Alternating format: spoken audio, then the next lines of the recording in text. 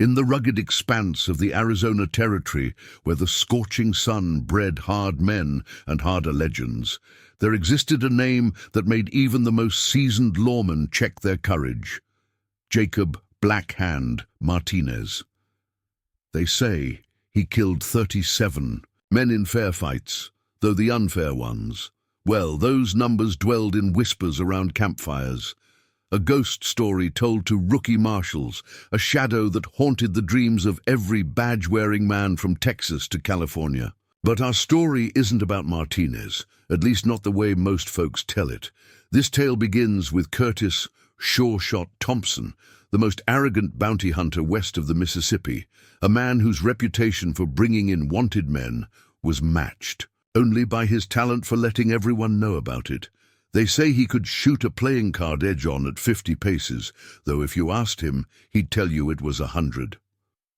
Join me today as we delve into one of the most fascinating tales of the American West, where pride meets its match in patience and reputations clash with reality. If this story strikes a chord with you, make sure you're subscribed, because tomorrow's tale might just change everything you thought you knew about Western legends.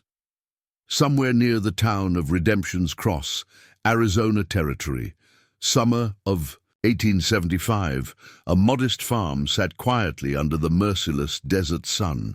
The owner, a quiet man named Michael Green, had appeared 3 years earlier, purchasing a struggling piece of land that no one else wanted. Those who bothered to notice him saw nothing remarkable, just another weather-beaten farmer trying to coax life from the unforgiving soil. Sheriff William Hayes, a veteran lawman with 20 years of wearing the badge, often found himself studying Green during the farmer's infrequent trips to town. "There's two kinds of quiet in this world," he once wrote in his personal journal. "The quiet of a man with nothing to say, and the quiet of a man who's seen too much to speak of." Green had me wondering which kind he was from the moment he arrived. The farmer's hands, Hayes noticed, bore the expected calluses from working the land. But there was something else, subtle marks that spoke of a different kind of life. The kind of marks a man gets from years of handling gun leather. But in a territory where every man carried iron on his hip, Hayes kept his observations to himself. The peace of Redemption's Cross remained undisturbed until the arrival of Curtis Thompson, riding into town on the expensive bay stallion, his custom-made Colt revolvers gleaming in their fancy holsters. The bounty hunter's reputation preceded him. 12 notorious outlaws brought in dead, 23 alive, and not a single failure to his name.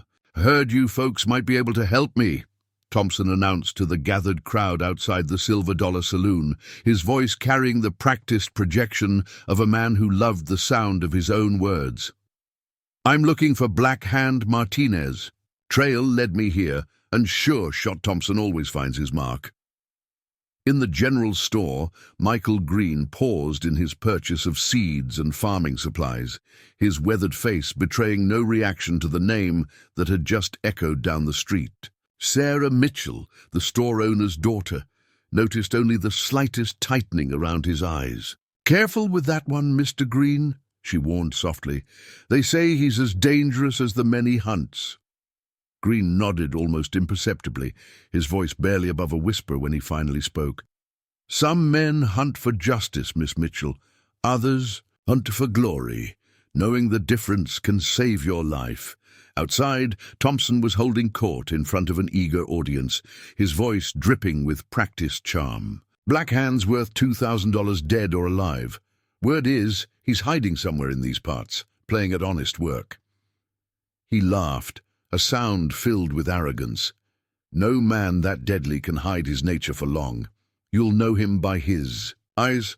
They say he's got the coldest stare this side of the grave." If Thompson had been paying closer attention, he might have noticed how the quiet farmer slipped out the back door of the general store, leading his wagon home with the same unhurried pace he always used. He might have seen how the man's hands, though calloused from honest work, moved with the fluid grace of someone who'd never truly forgotten another life. But the bounty hunter was too busy with his own legend to notice the seeds of his undoing being sown in that moment. The sun was setting over Redemption's cross, painting the sky in shades of blood and gold as Michael Green's wagon disappeared into the growing darkness. The quiet farmer had a reputation of his own to protect, one built on 3 years of peaceful existence. But as Sheriff Hayes would later write, some reputations are built on noise and flash, while others are built on silence and patience. The following morning dawned harsh and unforgiving over Redemption's cross, the kind of heat that made men's tempers as short as their patience. Curtis Thompson had taken up residence in the Golden Spur Hotel, the finest establishment in town, befitting his self-proclaimed status. From his second-floor window, he studied the dusty streets below with the calculating eyes of a predator. Doc Morrison, the town's aging physician, was the first to engage Thompson in real conversation. The bounty hunter had come seeking information, but the doctor was more interested in examining the man himself. "Treated Blackhand Martinez once," Morrison revealed, cleaning his spectacles with deliberate care. "About 6 years ago, down in Tucson, bullet wound in his shoulder. Never saw a man with such control over pain." Thompson leaned forward, his interest piqued. "Tell me about his eyes, Doc. They say that's how you know him." The old physician smiled cryptically. "Eyes can change, Mr. Thompson. I've seen cowards look brave and killers look kind. The real measure of a man isn't in his look. It's in his actions." In his office, Sheriff Hayes was recording the events in his journal, a habit he'd maintained through 20 years of law enforcement. "Thompson's kind always worry me more than the men they hunt," he wrote. "A righteous man with too much pride is like a loaded gun with a hair trigger, bound to go off at the wrong moment." The bounty hunter spent his morning making a show of examining wanted posters, ensuring everyone in town knew the importance of his mission. He paid particular attention to the latest sketch of Blackhand Martinez, though the image was years old and based on unreliable descriptions. The outlaw's ability to fade into anonymity had become part of his legend. Sarah Mitchell, organizing supplies in her father's store, watched Thompson's performance with growing unease. Her thoughts turned to Michael Green's quiet warning the day before. The farmer's words had carried a weight she was only now beginning to fully appreciate. When Green's wagon appeared for his weekly supply run, she found herself studying him with new eyes. "Mr. Thompson's been asking about all the newcomers to town," she told him softly as she filled his order. "Past 3 years especially." Green nodded, his movements unhurried as he checked his list of supplies. "Careful, man," he replied, his voice carrying its usual quiet timbre. "Though sometimes a man can be so busy looking for what he expects to find, he misses what's right in front of him." Thompson chose that moment to enter the store, his spurs announcing his presence with theatrical rings. The bounty hunter's eyes swept the interior, passing over Green as if the farmer were part of the furniture. "Miss Mitchell," he announced, grandly, "I hear your father's store has the best view of the street. Mind if I borrow your porch for a spell?" Sarah noticed how Green seemed to fade into the background, becoming somehow less noticeable without actually moving. It was a subtle thing, the kind of skill that only registered when you knew to look for it. Thompson, focused on his own reflection in the store window, missed it entirely. "A man like Martinez," Thompson declared to no one in particular, "carries death in his wake. You can trace his path by the bodies he leaves behind." He turned, finally acknowledging Green's presence with a dismissive glance. "No offense, farmer, but you might want to keep your head down. Things are likely to get dangerous around here." Green's response was characteristic in its simplicity. Things have a way of getting dangerous when men go looking for trouble. He touched the brim of his hat to Sarah and walked out, leaving Thompson staring after him with narrowed eyes. The bounty hunter's hand had drifted to his gun at the farmer's words, an unconscious tell that Sheriff Hayes watching from across the street, noted with interest. "First time I've seen Thompson react to anything but his own reflection," he would later write. "Maybe there's hope for his instincts after all." As Green's wagon rolled out of town, Thompson found himself unable to shake a nagging feeling. Something about the farmer's words had struck a chord, though he couldn't say why. But Sure Shot Thompson hadn't earned his reputation by second-guessing himself, and he had bigger prey to track. The day's heat was building toward another scorching afternoon, but in Redemption's Cross, a different kind of temperature was rising. The hunt for Blackhand Martinez was about to take an unexpected turn, and the quiet farmer's words would soon prove more prophetic than anyone could have guessed. The afternoon heat had driven most of Redemption's Cross's residents indoors, but Curtis Thompson remained on his self-appointed watch. His reputation, he'd often claimed, was built on patience, though those who knew him better might have called it stubbornness. The bounty hunter's attention was drawn to a group of riders approaching from the east, dust devils dancing in their wake. "Rawlins' gang," Sheriff Hayes informed him, materializing on the boardwalk with the quiet efficiency of a veteran lawman. "They come through every few months. No trouble usually, long as nobody provokes them." Thompson's hand brushed his holster, an unconscious gesture that didn't escape the sheriff's notice. $5,000 in bounties between them. Could be worth looking into. Could be worth leaving alone, Hayes countered, his voice carrying the weight of experience. "Town's got an understanding with them. They respect our peace. We respect their privacy. Even Blackhand Martinez never broke that arrangement." The bounty hunter's eyes narrowed at the casual mention of his quarry. "You've seen Martinez here?" "Didn't say that," Hayes replied carefully. "Said he respected our arrangement. Man like that, you hear about what he doesn't do as much as what he does." Down the street, Doc Morrison was sharing his own insights with Sarah Mitchell as they watched the exchange. "Thompson's got sand. I'll give him that," the old physician mused. "But he's hunting shadows with a torch, making himself the brightest thing in sight." Sarah's thoughts turned to Michael Green's quiet presence that morning. "Some men," she observed, surprising herself with the insight, "are so busy being legendary they forget to be smart." The Rawlins gang, 4 weather-beaten men led by a giant named Buck Rawlins, dismounted outside the saloon. Their reputation for violence was well-earned, but they'd never caused trouble in Redemption's Cross. Some said it was respect for Sheriff Hayes. Others whispered it had more to do with a quiet warning they'd received 3 years ago, though nobody seemed to know the details. Thompson watched them with predatory interest, cataloguing faces against his mental collection of wanted posters. Buck Rawlins caught his stare and returned it with the calm assessment of a man who'd survived countless similar encounters. "Sure Shot Thompson," Rawlins rumbled, his voice like distant thunder. "Heard you was hunting Blackhand Martinez." "Word travels fast," Thompson replied, shifting his stance to ensure his gun hand was unobstructed. "Word's been traveling for years," Rawlins said. "Lot of men went looking for Martinez. Grounds got mighty crowded with their bones." The big man's eyes, sharp despite his rough appearance, studied Thompson carefully. Might be worth asking why a man like that chose to disappear instead of adding to his legend.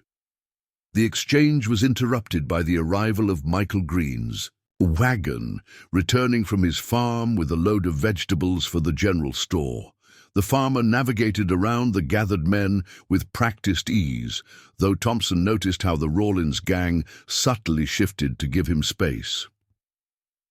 "Afternoon, Mr. Green," Buck called out, his tone carrying an undertone that Thompson couldn't quite decipher. "Crops coming in good?" "Can't complain," Green replied, his voice as mild as ever. "Rain's been fair."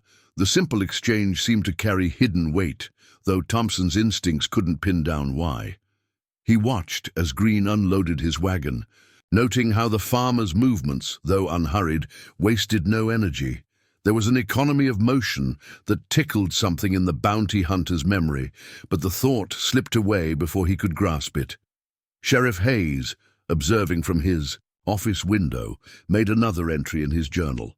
Watched 3 kinds of dangerous men cross paths today. Thompson, wearing his reputation like a badge. Rawlins wearing his like a well-worn coat, and Green wearing nothing but the dust of honest work. Yet something in the air whispered that the quiet farmer might be the deadliest of them all. As evening approached, bringing modest relief from the heat, Buck Rawlins and his men settled into the saloon. Thompson took up position across the street, his patience warring with his growing frustration. And Michael Green, his deliveries complete, guided his wagon back toward his farm, vanishing into the gathering dusk like a shadow melting into deeper shadows. The stage was being set, though none of the players yet realized their true roles. In the drama about to unfold, sometimes the most dangerous currents are the ones that flow beneath still waters, and in Redemption's Cross, those waters were about to become very deep indeed. Night fell over Redemption's Cross like a velvet curtain, bringing with it the kind of darkness that made careful men check their weapons and nervous men check their courage. In the Golden Spur Hotel, Curtis Thompson sat at his window, a glass of whiskey untouched beside him. The bounty hunter's legendary patience was wearing thin, his pride wrestling with a growing sense that he was missing something important. Down in the saloon, Buck Rawlins and his men had settled into a corner table, their mere presence keeping the usual rowdy evening crowd surprisingly subdued. Sheriff Hayes made his customary evening rounds, pausing briefly at their table. "Staying. Long, Buck?" the lawman asked, though his tone suggested he already knew the answer. "Just tonight," Rawlins replied, his massive frame dwarfing the chair beneath him. "Got business with Green in the morning, then we'll be on our way." The mention of the farmer's name caught Thompson's attention as he entered the saloon. He'd started following these threads, no matter how thin they seemed. "Funny," he remarked loudly, claiming a spot at the bar. "How a simple farmer seems to have business with everyone in these parts." The saloon grew quieter, if such a thing was possible. Buck Rawlins turned slowly in his chair, fixing Thompson with a stare that had made lesser men reconsider their life choices. "Funny," the big man rumbled, "how some bounty hunters ask questions about things that ain't their business." Doc Morrison, playing his nightly game of solitaire nearby, cleared his throat softly. "Mr. Thompson, I treated a fellow once who couldn't leave well enough alone. Interesting case. Had to dig 3 bullets out of him. Man lived, but he never did learn to walk straight again." The warning was clear, but Thompson had built his reputation on pushing past such warnings. "Everything's my business when I'm hunting," he declared, turning to face the room. "And I'm starting to think your farmer friend knows more than he's saying about Black Hand Martinez." "Most folks around here know more than they're saying," Sheriff Hayes observed from the doorway. "It's how they stay alive long enough to know more." The exchange was interrupted by an unexpected arrival. Michael Green himself stepped into the saloon, an occurrence so rare that several patrons forgot to breathe. The farmer moved to the bar with his characteristic economy of motion, ordered a bottle of whiskey, and turned to face Buck Rawlins. "Thought we were meeting at sunrise," the big man said, his tone carefully neutral. "Plans change," Green replied softly. "Raiders hit the Watson place out east. 3 men moving west. Figured you should know." The information caused a subtle shift in the room's atmosphere. Buck's men straightened almost imperceptibly, hands drifting closer to weapons. Thompson, watching the exchange, felt his instincts, screaming that he was witnessing something significant, though he couldn't pin down what. "Much obliged," Rawlins responded. "We'll look into it on our way out." His eyes met Green's in a moment of silent communication. "Wouldn't want any trouble reaching town." Thompson had heard enough. "Awful convenient," he drawled, pushing away. "And from the bar, A simple farmer knowing about raiders, almost like he's got experience with that sort of thing. Green turned to face him, and for just a moment, so brief Thompson almost thought he imagined it, something deadly flickered in the farmer's eyes. "Man works the land long enough," Green said quietly. "He learns to read signs. Same as a hunter." He picked up his bottle and headed for the door, pausing only to add, "Though some hunters get so focused on their prey, they miss the signs that they're being hunted themselves." The saloon remained silent long after Green's departure. Sheriff Hayes, making another entry in his journal later that night, would write, "Saw something remarkable today. A bounty hunter too blinded by his own legend to recognize when he was standing in the shadow of a greater one. Thompson's hunting Blackhand Martinez with all the subtlety of a thunderstorm, never realizing he might be playing exactly the role someone else intended." As midnight approached, Thompson sat alone in his hotel room, cleaning his guns with methodical precision. The farmer's words kept echoing in his mind, carrying a weight he couldn't dismiss. Outside, the desert wind whispered secrets across the empty streets of Redemption's Cross, and somewhere in the darkness, pieces of a carefully laid plan were falling into place. The hunt for Blackhand Martinez was about to take an unexpected turn, and the legendary sure-shot Thompson was standing on the edge of a trap he didn't even know existed. But before we reveal what happened next, don't forget to subscribe to our channel for more gripping tales of the Old West. The storm that's brewing in Redemption's Cross is about to break, and you won't want to miss what comes next. Dawn painted the Arizona sky in shades of fire, the sun rising over Redemption's Cross like nature's own warning signal. Buck Rawlins and his men were already mounted, their horses stamping impatiently in the early morning light. But they weren't the only ones preparing for an early start. Curtis Thompson, having barely slept, had decided to shadow Michael Green. The bounty hunter's instincts, honed by years of tracking men who didn't want to be found, told him the quiet farmer was the key to everything. He watched from the shadows as Green's wagon rolled past, headed not toward his farm, but east, in the direction of the supposedly raided Watson property. Following him? Sheriff Hayes's voice made Thompson flinch, though he'd never admit it. The lawman had materialized beside him, with the silent efficiency that had kept him alive for 20 years. "Man mentions raiders, then rides out to where they're supposed to be," Thompson replied, checking his guns. "Seems worth looking into." Hayes studied him with the patient eyes of a man who'd seen too many young bucks rush to their deaths. "Might be worth asking yourself why a man like Green would mention raiders in front of a bounty hunter if he had something to hide." But Thompson was already moving toward his horse, pride and suspicion drowning out the wisdom in the sheriff's words. Behind him, Buck Rawlins and his gang were also mounting up, though they headed west, the opposite direction from both Green and the supposed raiders. Sarah Mitchell, opening the general store early, caught Thompson's departure. "He's riding out after Mr. Green," she told Doc Morrison, who'd stopped by for his morning coffee. The old physician shook his head slowly. "Reminds me of a rattler I saw once. So focused on a rabbit, he didn't notice the eagle circling overhead. Nature's got a way of teaching harsh lessons to those too proud to learn gentle ones."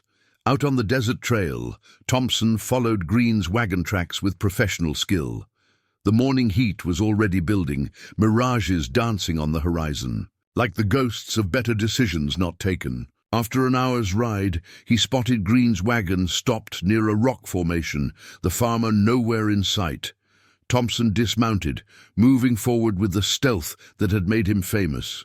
But something felt wrong. The tracks around the wagon were too obvious, almost like looking for someone. Green's voice came from behind him, soft as ever, but somehow filling the desert air. Thompson spun, his hands dropping to his guns, but the farmer was standing just out of drawing range, his own hands empty and visible.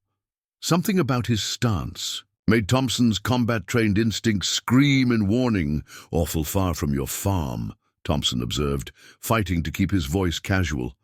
"Funny thing about farms," Green replied, his eyes showing that same deadly flicker Thompson had glimpsed. "In the saloon. They're a lot like traps. You bait them right, wait long enough, and eventually what you're hunting comes to you." The implications of those words were just starting to sink in when Thompson heard horses approaching from the east. Not the Rawlins. Gang. They'd gone west. These riders moved with military precision, spreading out to cover all approaches. "You're working with raiders?" Thompson asked, though even as he said it, he knew that wasn't right. "No," Green replied, his voice dropping to that deadly whisper that had once been famous in its own right. "I'm working with the law, federal marshals to be specific. Been helping them track a certain bounty hunter who has a habit of killing his targets and claiming self-defense. Man named Curtis Thompson, who's turned bringing in bodies instead of live prisoners into quite a profitable business." The truth hit Thompson like a physical blow. He wasn't hunting Blackhand Martinez, he was being hunted himself. Every step he'd taken in Redemption's Cross had been carefully orchestrated, leading him right to this moment. "The raiders at the Watson place?" he managed to ask. "Never existed," Green replied. "Just needed a reason to get you out here, away from civilians. You see, Mr. Thompson, some legends are built on lies, and some of us make it our business to expose those lies." As the marshals closed in, Thompson finally recognized what he should have seen days ago in those quiet farmers' eyes. The cold, professional stare of a man who'd made violence an art form. The same stare that had made Blackhand Martinez a legend. But before we reveal Thompson's fate, subscribe to our channel for the next installment of this epic tale. The truth about the quiet farmer is about to shake the very foundations of Western legend, and you won't want to miss what happens next. The desert sun climbed higher, its merciless rays illuminating a tableau that would have made even the most talented dime novel writer pause in appreciation. Curtis Thompson, the legendary sure shot, stood frozen in the realization of his own trap, while Michael Green, or rather Jacob Blackhand Martinez, watched him with the patient eyes of a man who'd orchestrated every detail of this moment. 3 years, Martinez said softly, his farmer's demeanor melting away like morning frost. 3 years of quiet living, watching men like you twist justice into profit. 7 bounties you've claimed in that time. 7 men who should have faced a judge, not your guns. The federal marshals had formed a perfect circle, their rifles trained on Thompson with unwavering precision. Leading them was a hard-faced man Thompson recognized, Marshal James Blackwood, whose reputation for incorruptible justice was as well known as Thompson's own for bringing in bounties. "You used me," Thompson managed, his legendary confidence cracking. "The whole town was in on it." "Not exactly," Martinez replied, that ghost of a smile playing at his lips. "Sheriff Hayes suspected, I think. Doc Morrison probably knew. Man's got a way of seeing through pretense. But most folks just saw what they expected to see. Same as you." Marshal Blackwood dismounted, his spurs ringing against the rocky ground. "Curtis Thompson, you're under arrest for the murders of James Reeves, Thomas Whitaker, and 5 other men. We've got witnesses, evidence, and a signed confession from your former partner." Thompson's hand twitched toward his guns, but Martinez's voice stopped him cold. "You're thinking about those fancy, quick-draw skills of yours," the former outlaw observed, "wondering if you're fast enough to take a few of us with you. But ask yourself, if I could set this trap, plan every detail, what makes you think I haven't planned for that too?" In town, Sheriff Hayes was sharing the full story with Sarah Mitchell and her father. "Martinez approached us 6 months ago," he explained, "brought evidence about Thompson's activities. Federal marshals had been building a case, but they needed someone Thompson wouldn't suspect to draw him in. And a notorious outlaw turned quiet farmer was perfect bait," Sarah realized, remembering every subtle interaction she'd witnessed. Martinez earned his reputation honestly, Hayes continued, but not the way the stories tell it. Every man he killed was in self-defense or protecting others. When he disappeared, it wasn't from the law. It was from men like Thompson who turned his name into an excuse for their own violence. Back at the ambush site, Thompson was being disarmed with professional efficiency. His fancy guns, the tools of so many questionable kills, looked somehow smaller in the morning light. "Your reputation was built on fear," Martinez told him, watching the proceedings with those unnervingly calm eyes.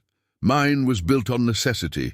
Difference is I never enjoyed it, never turned it into a business." Marshal Blackwood secured Thompson's wrists with iron cuffs that had held many such men before. "Mr. Martinez will be receiving a full pardon," he announced, loud enough for all to hear. "His assistance in this investigation has helped us uncover a ring of corrupt bounty hunters who've been operating throughout the territory." Thompson's face twisted with desperate rage.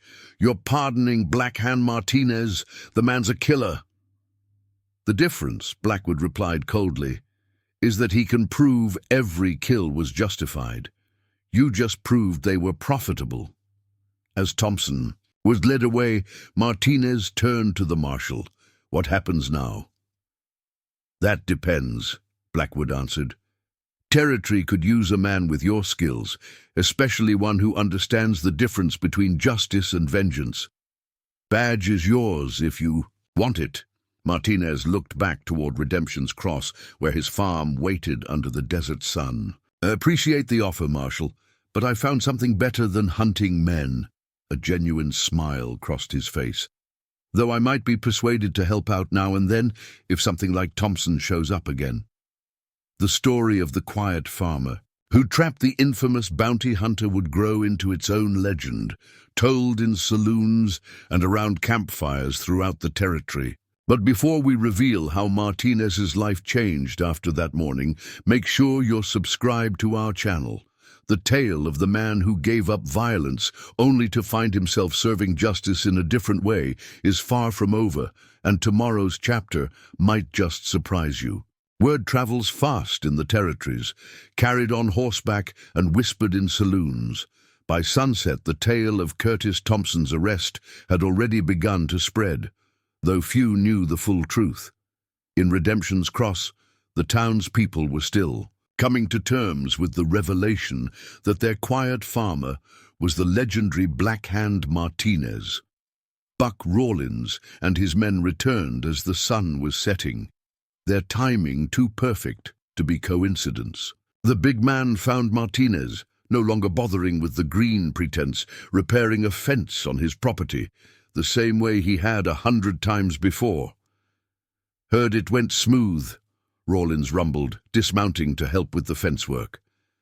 "Thompson never saw it coming," Martinez nodded, his movements still carrying that same measured efficiency. "Man like that, so convinced of his own legend, sees what he expects to see, makes him predictable." "Unlike some," Buck replied with a knowing smile. 3 years you had us fooled, riding past this place, never letting on you knew us from before. Even when you warned us off causing trouble in town, we didn't recognize you." "That was the point," Martinez said softly. "Best way to keep a secret is to let everyone think they already know it. Town needed peace. You needed a safe passage point. Arrangement worked out for everyone."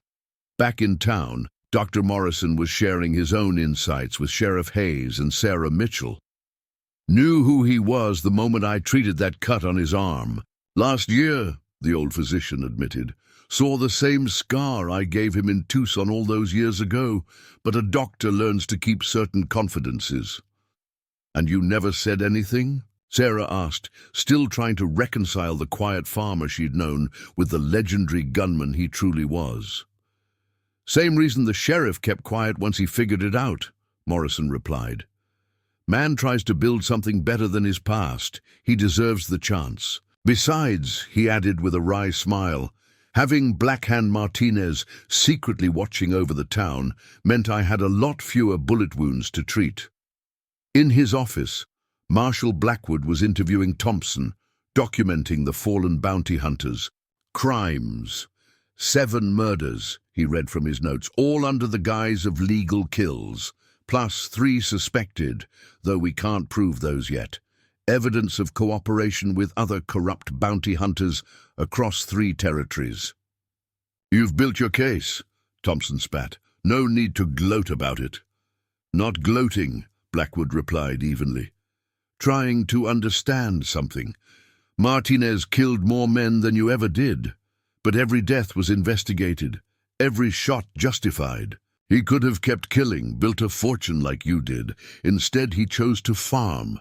Why do you think that is? Thompson had no answer, but out at the Martinez farm, Buck Rawlins was asking a similar question. Could have turned us in, the big man noted. Known outlaws, easy way to prove your loyalty to the law. Why didn't you?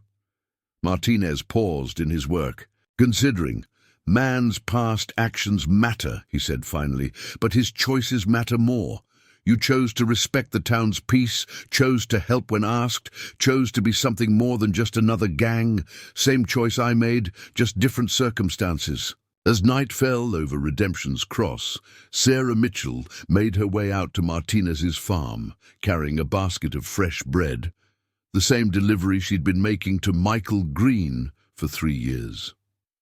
She found him on his porch, cleaning his guns with the same methodical care he showed in everything.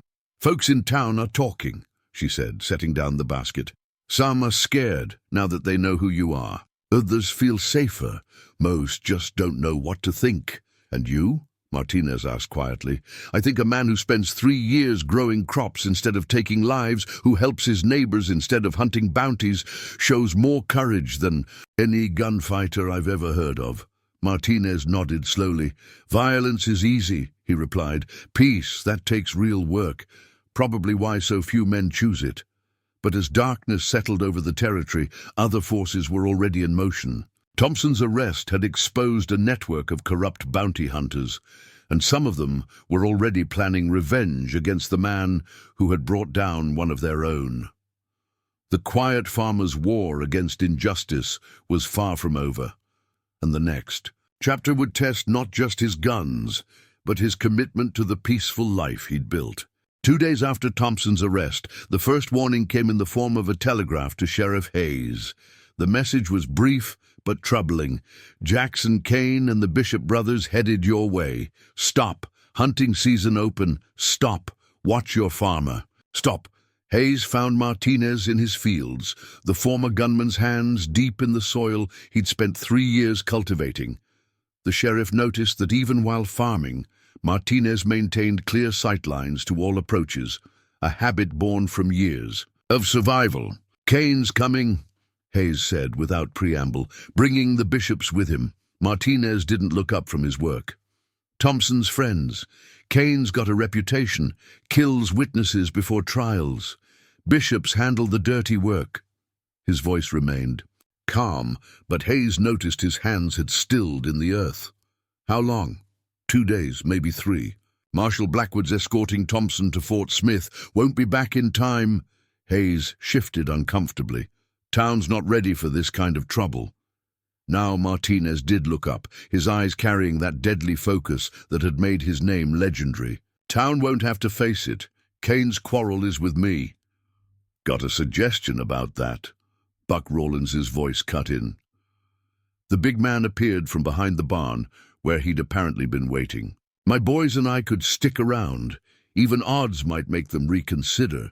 Martinez shook his head. Appreciated, Buck, but you've got your own responsibilities. Besides, a ghost of a smile touched his lips. Even odds were never my style. In town, word of the coming storm was already spreading. Sarah Mitchell overheard 3 strangers in her father's store discussing Thompson's arrest with too much interest to be casual observers. She noted how they studied the town's layout, paying particular attention to lines of sight and defensive positions. Advanced scouts, Doc Morrison confirmed later, sharing coffee with her on the store's back porch. Kane's smart, sends men ahead to prepare the ground. Did the same thing in Tombstone last year, before that unfortunate business with Judge Parker's witnesses. The doctor's words carried heavy implication. Kane's reputation for eliminating witnesses before they could testify was well documented, though no one had ever proved his involvement. The fact that he was bringing the Bishop brothers, twins notorious for their skill with explosives, suggested he wasn't planning a simple assassination. Martinez spent the afternoon making preparations of his own. Hayes watched from his office window as the farmer made his supply run, noting how he purchased items that seemed innocuous individually but could serve other purposes. Rope, mining fuse, lamp oil, mirrors, tools that in the right hands could become weapons. Man's planning something, Deputy Wilson observed. Something big. Man's been planning since the day he arrived, Hayes corrected. Everything else was just waiting for the right moment. As sunset approached, Sarah Mitchell made her way to Martinez's farm, ignoring her father's protests about safety. She found him on his porch, studying a set of maps spread across a table. 3 years, she said softly. 3 years of watching you build something peaceful. Are you really willing to throw that away? Martinez looked up, his eyes softer than she'd expected. Peace isn't about avoiding violence, Miss Mitchell. Sometimes it's about being willing to face it so others don't have to. The bishops will. Burn your farm, she warned. It's what they do. Let them. Martinez's voice carried absolute certainty. A farm can be rebuilt, but if Kane succeeds in stopping Thompson's trial, if he and his kind keep twisting justice to serve their purposes, something far more valuable burns.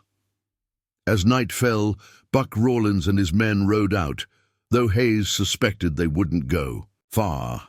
The strangers from the store also departed, no doubt carrying detailed reports to Kane about the town's defenses and Martinez's habits. In his jail cell, awaiting transfer, Thompson allowed himself a thin smile.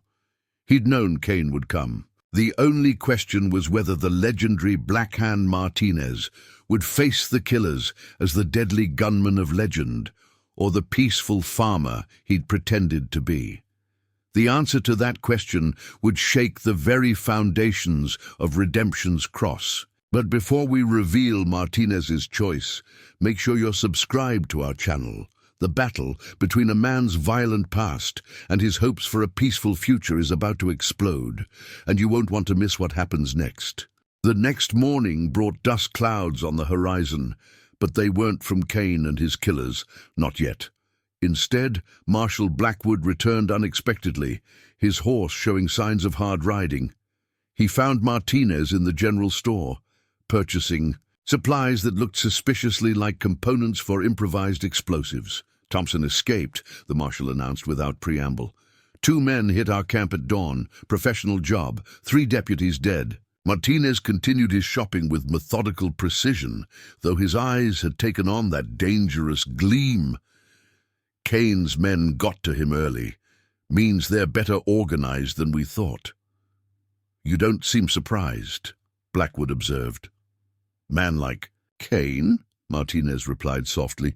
He's like a rattler, strikes from any angle except the one you're watching. Question is, why tell us about the escape? Could have let us wait here unprepared. The marshal's weathered face showed grim appreciation. Because Thompson isn't running. He's coming here with Kane and the bishops. They're not just looking to stop a trial anymore. They want to make an example. In the sheriff's office, Hayes was updating his journal with fresh intelligence. Riders from the east report 8 men with Thompson, he wrote. Kane, the Bishop twins, and 4 professional gunmen. All of them killers, all of them with something to prove. Sarah Mitchell, organizing supplies behind her father's counter, couldn't help overhearing Martinez and Blackwood's conversation. The marshal was arguing for bringing in additional law enforcement, but Martinez shook his head. More. Badges just mean more targets, the former gunman explained. Kane's men will burn the whole town if that's what it takes. Need to handle this quiet before they reach Redemption's Cross, like you handled Thompson, Sarah interjected, surprising both men. That was different. You had time to plan, to set the stage. This is... She gestured helplessly. This is what I've been planning for since I bought that farm, Martinez replied, his voice carrying absolute certainty. Every fence post, every tree line, every angle of approach. It's all been prepared. Thompson wasn't the endgame. Men like Kane, they're the real poison in the territories. Had to draw them out somehow. Doc Morrison, entering the store for his morning coffee, caught the end of this exchange. Reminds me of a surgery I performed once, the old physician mused. Sometimes you have to let a wound bleed a bit to draw out the infection. Outside, Buck Rawlins's gang was indeed still nearby. They'd split up, watching the main approaches to town while maintaining the appearance of having moved on. The big man himself met with Hayes behind the livery stable. Got eyes on 3 separate groups heading this way, Rawlins reported. Thompson and Kane's main force from the east, Bishop brothers working wide around the south, and at least 4 more riders, circling north. They're looking to box something in, Hayes nodded grimly. Or someone. Back at his farm, Martinez was making final preparations. Marshal Blackwood, watching him work, began to understand why the former gunman had chosen this particular piece of land. The surrounding terrain created natural bottlenecks, places where men would have to ride exactly where Martinez wanted them. 3 years is a long time to wait for a fight, the marshal observed. Wasn't waiting for a fight, Martinez corrected, checking sightlines from his barn. Was waiting for justice. There's a difference. He paused, considering. Man plants crops. He learns patience, learns that everything has its season, growing and harvesting, peace and violence. As evening approached, Sarah made one last visit to the farm, carrying not bread this time, but ammunition she'd found stored in her father's basement. You knew, she accused. When you first came here, you knew it would end like this. Martinez accepted the ammunition with a quiet nod. Knew it would end somehow. Town like Redemption's Cross, it deserves its name. Place where things get set. Right, he met her eyes. Question was never if men like Kane would come. Question was what kind of man would be waiting when they did. The sun set blood red over the territory, painting the clouds in shades of violence to come. In town, Hayes ordered the streets cleared, while Blackwood positioned his men with strategic care. Tomorrow would bring Kane and his killers, and with them a reckoning 3 years in the making. But before we reveal Martinez's elaborate trap, make sure you're subscribed for what comes next.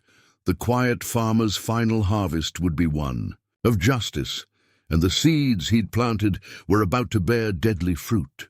Dawn arrived, shrouded in mist, an unusual occurrence in the desert that Martinez had learned to predict from his years working the land. He stood on his porch, watching the sun struggle to pierce the natural cover, and allowed himself a grim smile. Weather, like everything else, could be a weapon in the right hands. Reminds me of that morning in Tombstone, Marshal Blackwood said, joining him with 2 cups of coffee, when you stopped the Carson gang from hitting the silver shipment. That was a lifetime ago, Martinez replied, accepting the coffee. Different man, different priorities. Really? The marshal studied him carefully. Way you've set this up, every angle covered, every approach planned, seems like that man's still in there, just better at hiding it. Inside the house, Sarah Mitchell was helping Doc Morrison prepare his medical supplies, though both hoped they wouldn't be needed. The old physician had insisted on being present, arguing that someone would need to patch up the survivors. Found something interesting in my records, Morrison mentioned casually. 3 years ago, week before Michael, Green bought this farm. A man matching Martinez's description visited every high point around this property. Spent hours at each one just watching. Sarah paused in her work. He really did plan everything from the start. Man doesn't spend 15 years being the most feared gunman in the territories without learning to think ahead, the doctor replied. Question is, what did he see from those high points that made him choose this particular spot? Their answer came as the morning mist began to thin. Kane's men, approaching from multiple directions, found themselves forced into natural channels. Between rock formations and dense brush, every path of advance funneled them exactly where Martinez had spent 3 years preparing the ground. Sheriff Hayes, watching through his spyglass from the church tower, suddenly understood. "He's turned the whole valley into a trap," he muttered. To himself, noting how the approaching riders were spreading out exactly as Martinez had predicted they would. The Bishop brothers, demolition experts with a reputation for excessive force, had split up to cover more ground. The twin wearing a black hat found himself studying the terrain with professional concern. Something about the placement of the rock formations, the angles of the draws leading to Martinez's farm, felt deliberate. Like someone designed it for a specific purpose, he would later write in a confession. Hadn't felt that kind of tactical thinking since the war. Thompson and Kane led the main force, 8 riders moving with military precision. But Kane, whose survival instincts had kept him alive through countless operations, felt the wrongness of the situation. "Too quiet," he muttered to Thompson. "Your farmer friends had 3 years to prepare this ground. What's he been doing with all that time?" "Growing crops," Thompson replied with a sneer, though his voice carried a hint of uncertainty. "Man's gone soft, choosing dirt over gunsmoke." Kane wasn't convinced. Man doesn't stop being what he is. Blackhand Martinez was always more than just fast with a gun. He was a strategist. That's what made him deadly. Buck Rawlins and his men, watching from concealed positions, saw the trap taking shape. "Never seen anything like it," Buck later told Hayes. "Every move they made, every position they took, all of it exactly where Martinez wanted them. Like watching a spider web being built, only the spider had 3 years to plan it. In town, Sarah's father was securing the last of the civilians in the storm cellar beneath the general store. 3 years ago," he told them, "when Martinez, green back then, first arrived, he helped reinforce this cellar, said it was for tornadoes. Now I'm wondering if he had something else in mind all along." On his porch, Martinez checked. His weapons, one final time, movements precise and unhurried. "Kane's men will have to bunch up in the south draw," he explained to Blackwood. "Bishop brothers will try to flank wide, but there's only 3 paths they can take. That leaves Thompson and Kane themselves." "You're awful calm for a man about to face 11 killers," the marshal observed. Martinez's eyes took on that deadly focus that had made him legendary. "Way I see it, Marshal, I've been facing them every day for 3 years. Every seed I planted, every fence I built, every peaceful morning. It was all leading to this. Sometimes a man has to tend his crops a certain way to ensure the harvest he wants." The sound of approaching horses echoed through the morning mist. The quiet farmer's carefully laid plans were about to bear fruit, but before we reveal the intricate trap he'd spent 3 years creating, make sure you're subscribed for what comes next. The harvest of justice was about to begin, and no one would forget what grew from the seeds Martinez had planted. The first move came not with gunfire, but with silence. As Kane's men approached through the morning mist, they found their quarry seemingly vanished. Martinez's farm stood quiet, the house and barn appearing deserted in the pale light. "Don't like it," Kane muttered, studying the scene through his field glasses. "Man like Martinez doesn't just disappear. He's out there watching every move." As if to prove his point, a voice carried through the mist, seeming to come from everywhere and nowhere. "Last chance to ride away, Kane. Next warning comes in lead." Thompson, his face twisted with rage and wounded pride, called back, "You can't take all of us, Martinez. Not even your legend stretches that far."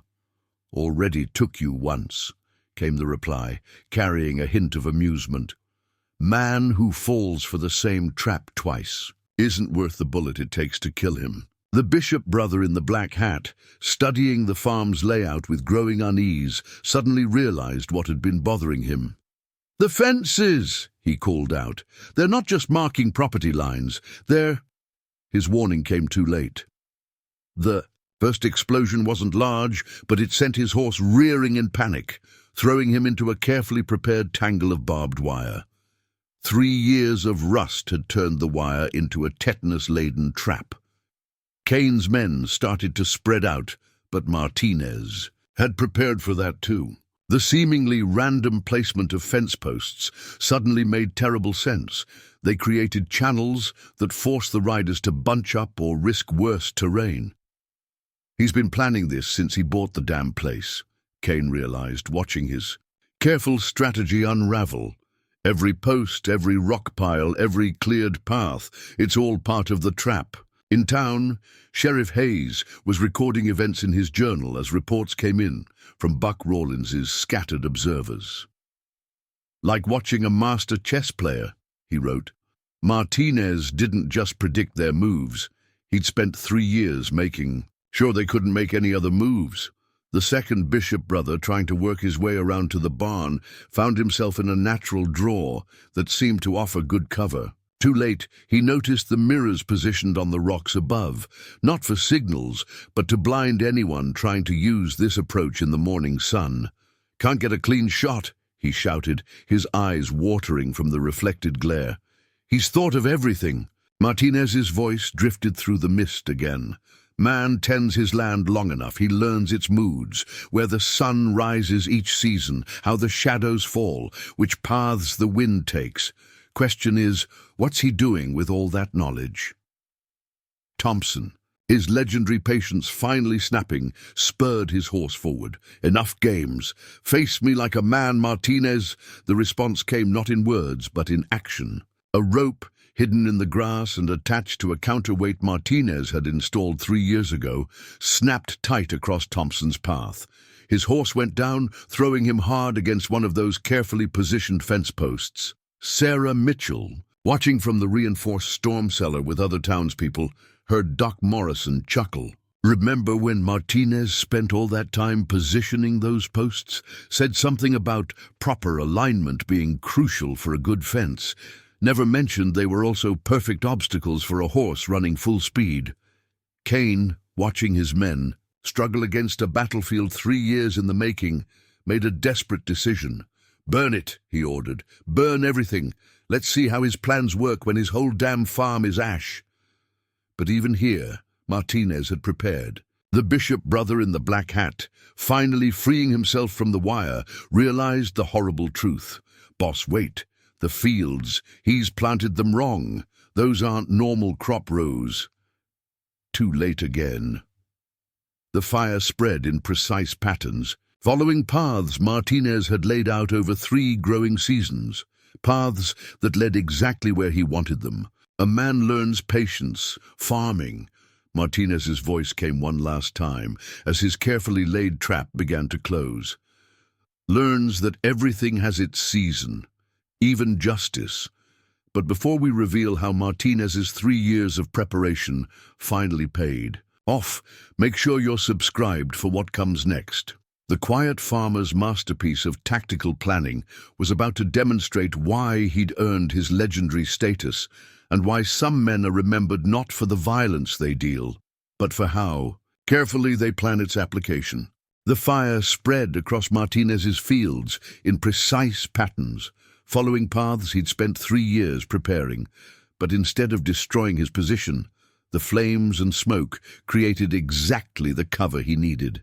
Even Kane, with all his experience, hadn't realized that the crop rows themselves had been planted to channel both fire and smoke in specific directions. "He's using the smoke against us," Kane shouted, watching his men's visibility deteriorate. "Fall back, get to higher ground." But Martinez had prepared for that too. The only viable high ground had been subtly altered over 3 years of careful landscaping. What looked like natural erosion was actually a series of carefully engineered loose gravel patches, making any attempt to hold the position treacherous. "Now I understand the mining supplies," Sarah whispered to Doc Morrison in their shelter. All those times he bought blasting powder, saying it was for clearing rocks from his fields. Man wasn't clearing rocks, the old physician replied with grim appreciation.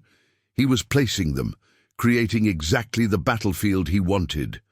Thompson, still dazed from his fall, found himself isolated from the main group. The smoke seemed to move with unnatural purpose, obscuring some areas while leaving others strangely clear, killing lanes that Martinez had mapped out through years of observation. Living on this land taught me something, Martinez's voice carried through the smoke. Nature's the best tactician, just had to learn to work with her instead of against her. The bishop brother in the black hat, his demolition expert's mind, finally grasping the full scope of the trap, called out to Kane, "He's been preparing this ground since day one. Every feature we try to use for cover was put there by him." Marshal Blackwood, watching from his concealed position, gained a new appreciation for Martinez's patience. 3 years, he muttered. 3 years of playing the quiet farmer, every day adding another piece to this puzzle. Kane's remaining men found themselves being systematically separated and neutralized. Each attempt to regroup led them into another.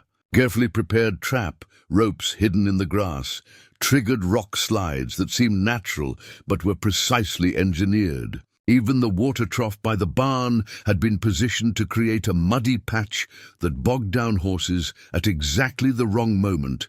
Like watching a spider web in action, Buck Rawlins would later tell Sheriff Hayes. Every move they made just tangled them up worse. The second bishop brother, trying to circle behind the barn, triggered a trap that sent a cascade of farming tools raining down. Not lethal, but the rain of hoes and rakes effectively pinned him in place. "He's not even trying to kill us," the man realized with dawning horror. "He's herding us." Thompson, finally regaining his senses, saw the truth too late. "The farm isn't his fortress," he shouted to Kane. "It's his weapon." Martinez's voice came again, closer now. "Man spends 15 years being the most feared gunman. In the territories, people expect him to solve everything with bullets. But a bullet just ends things. Real justice, that takes planning." Kane, watching his carefully assembled team of killers being systematically dismantled by 3 years of patient preparation, made one last desperate play. "Burn it all!" he ordered. Every building, every field, but the fire only revealed new layers of Martinez's trap. The flames exposed hidden wire networks that caught running men at ankle height. The smoke drove them into pre-sighted killing zones where Martinez could pick his targets with surgical precision. "A farmer learns to think long-term," Martinez continued, his voice seeming to drift with the smoke. "Plant seeds knowing harvest is months away. I've been planting this particular crop for 3 years, Kane. Time to see what grows from it." Trap was nearly complete, but before we reveal Martinez's endgame, make sure you're subscribed to learn how the quiet farmer's patience finally paid off. The harvest he'd planned for 3 years was about to demonstrate why some legends are built, not on speed of draw, but on the deadly efficiency of careful preparation. Through the orchestrated chaos of smoke and flame, Martinez's plan entered its final phase. Kane's men, those still capable of fighting, found themselves being systematically driven toward the barn, not by gunfire, though Martinez's precise shots had eliminated any attempt to move in other directions, but by the very layout of the land itself. "He's not just herding us," Kane realized, watching his remaining forces bunch together. "He's corralling us like cattle." From his vantage point, Sheriff Hayes understood the brutal elegance of the trap. 3 years ago, he wrote in his journal, "First thing Martinez did was build that barn. Spent weeks on the foundation, said it had to be just right. Now I know why." The barn's position, its very architecture, was designed for this moment. Every approach was covered, every angle of fire calculated. Even its shadow, cast by the morning sun, served to channel men exactly where Martinez wanted them. Thompson, nursing injuries from his fall, finally grasped the full scope of his predicament. "We thought we were hunting him," he said bitterly. to Kane. All this time, he was just waiting, setting up the board for his game. The bishop brother in the black hat, his demolition expert's mind racing, saw the trap too late. "The barn's foundation," he shouted. "It's not just built on solid ground, it's built over something." Martinez's voice confirmed their fears. "Man buys a farm. First thing he needs is a good root cellar. Spent 3 years stocking this one, not with food, though." Kane's eyes widened as realization struck. The barn's unusual foundation, the careful positioning, the way Martinez had deliberately driven them toward it. "Explosives," he breathed. "The whole thing's rigged. Amazing what a farmer can do with mining supplies and patience," Martinez replied, his voice carrying that deadly calm that had made him legendary. "Been buying small amounts for 3 years. Nobody questions a farmer clearing rocks from his fields. In town," Doc Morrison shared his own revelation with Sarah. "Remember all those supplies he bought? Blasting powder, fuses, mining caps. We thought he was using them to clear the land. Instead, he was preparing for this," Sarah finished. "Everything he did, every innocent action, was part of the plan." Buck Rawlins, watching from his concealed position, saw Martinez emerge from the smoke like a ghost. The former gunman moved with that same unhurried efficiency he'd shown while farming, as if this deadly harvest was just another day's work. 3 years of peace," Martinez called out to his trapped quarry. 3 years of quiet living, growing, and things, instead of killing, gave you every chance to leave me to it." His voice hardened. "But men like you, Kane, you just couldn't stand the idea of someone walking away from violence. Had to prove the world works the way you think it does." Thompson, despite his situation, couldn't contain his bitter curiosity. "Why this way? You could have just shot us all when we rode in." "Because this isn't about killing," Martinez replied. "It's about justice. Every man here chose to come, chose to threaten an innocent town, chose to burn a peaceful farm. Now they get to choose again." Kane, his tactical mind racing, saw no way out. Every angle was covered, every escape route blocked. The barn loomed behind them, its rigged foundation promising swift judgment for anyone who resisted. "Your terms?" the professional killer asked, recognizing defeat. "Same as I gave Thompson before," Martinez said. "Surrender to the law. Face a improper trial for your crimes. Or," he gestured to the barn, "see what kind of harvest 3 years of planning yields." As the morning sun climbed higher, burning away the last of the smoke, Kane's men began laying down their weapons. But before we reveal the final confrontation between Martinez and the men who forced him back to violence, make sure you're subscribed for what comes next. The quiet farmer's masterpiece of justice was about to reach its conclusion, and the legend of Blackhand Martinez was about to add its most remarkable chapter.